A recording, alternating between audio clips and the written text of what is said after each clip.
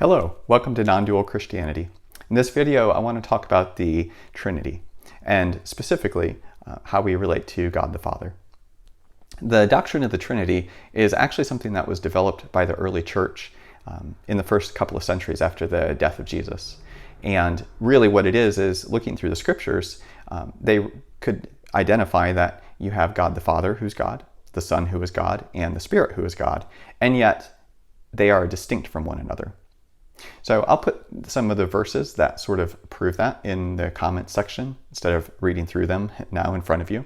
But that's basically where the doctrine comes from. And the early church wrestled with this, and they tried to come up with ways of describing how is this possible. And really one of the better ones is this idea of perichoresis, or the divine dance. The idea is, maybe if you think of three circles that overlap, but they are so open in their barriers that they interpenetrate one another, that they sort of have a distinctness, and yet the distinctness is within a unity.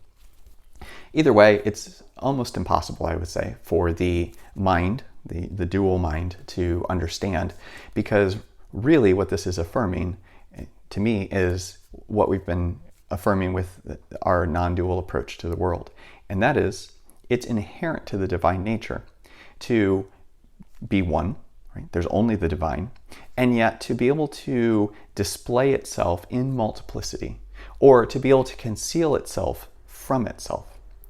So this doctrine of the Trinity to me is proof, widely accepted proof, that non-duality is the very fabric of the world, is the very fabric of creation. And perhaps it's something that has to be experienced, but the experience is the divine nature showing itself in multiplicity, even within its underlying unity. So this ability to conceal, this inherent nature to conceal itself from itself, which is very intriguing. So why three? Well, I think instead of describing an exclusive only three, which we'll talk about in a minute, that this is perhaps more a way of describing some of the nature of how the material world creation works. So if you think about it in groups of three, like you have things that are known, you have the knower, and then you have the method of knowing, right? Or you have that which is seen, you have the seer, and you have the seeing, right? So this divine dance, this choreography, kind of, right, Greek word, is the underlying fabric that gives rise to all of creation. It is what allows the material world, the created world, to exist. So instead of describing an exclusive, I think it's describing more of a how, or pointing to the underlying structure of reality. I think I'd like to note that people are always trying to limit where God is. So when I say the Trinity is not exclusive, I'm sure there's a reaction that you have of like, what do you mean? It has to be exclusive. Let me explore this a little bit. Think about the Pharisees. Think about, at that point in time, how many persons was God? God was one. They had the Shema, Hear, O Israel, the Lord our God, the Lord is one. And they also knew where God was. God was either in heaven, which, they had very different ideas about that, or more specifically, God was in the Holy of Holies, which was in their temple behind a curtain. So God was one, and God was behind the curtain.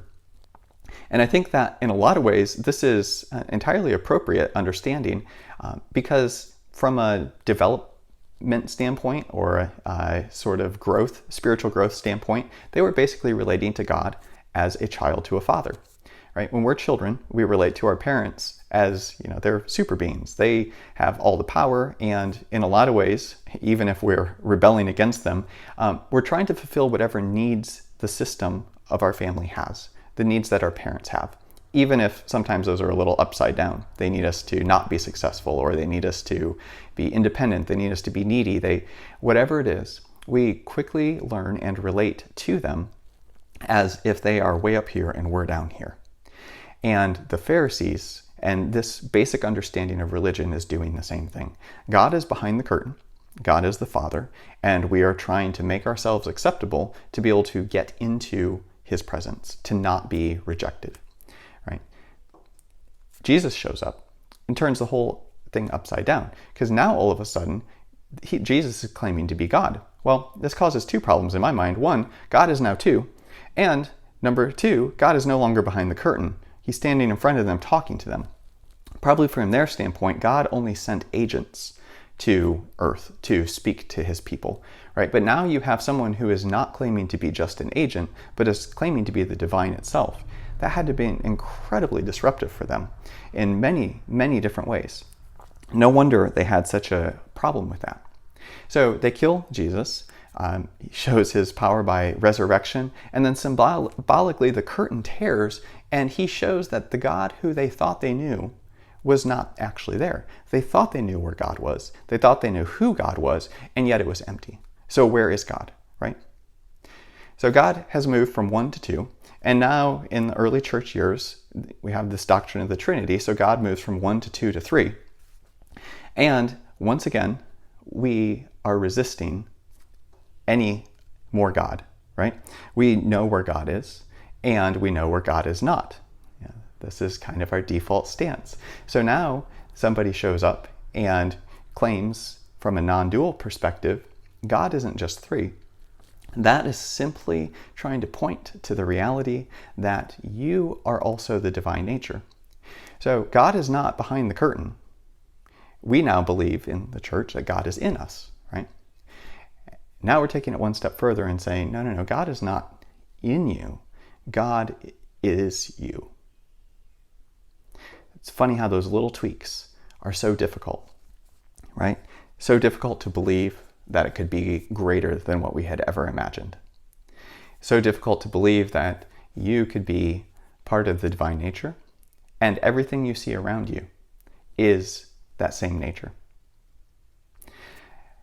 I think one reason why this is so hard, speaking from my own experience, and especially from this idea of the Father, right, is that the Father bestows unconditional trust.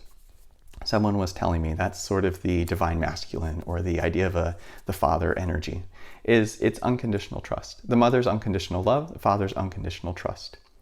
And I don't really trust myself. I don't trust reality. I don't really trust the Father.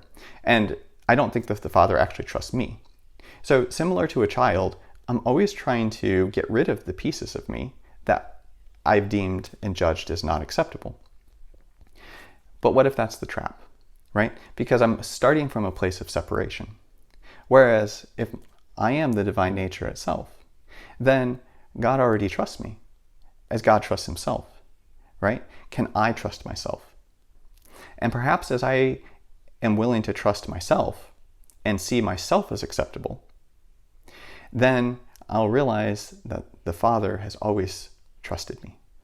That this perceived separation, this idea that God is somehow absent from me behind a curtain, has never been true, because God has always been present with me, as you.